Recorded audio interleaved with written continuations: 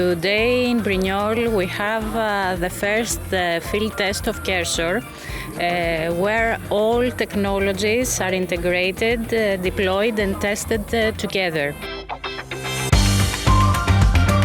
Several of the components we have developed in the project are helping on improving the expectation of finding live victims in collapsed buildings after a large earthquake.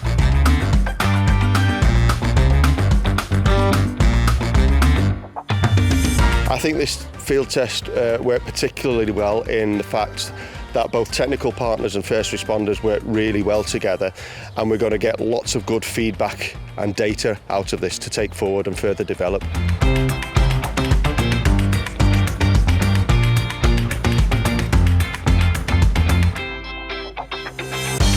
By combining such component technologies, we can achieve the function and the durability and so on of the SMURF. So the SMURFs, you place them on top of the collapsed building and they're just finding their way down.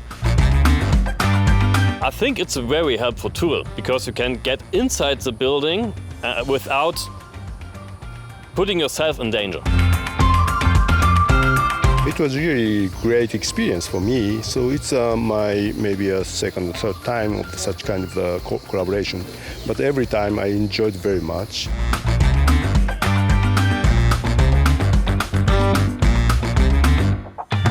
We saw what is working well, we saw where we need to do some more work, but basically the test gave us very valuable input for further work and to the next test. I've really enjoyed the whole experience, meeting all the people, watching them all work together and being able to collaborate in something that's so positive and looking to the future.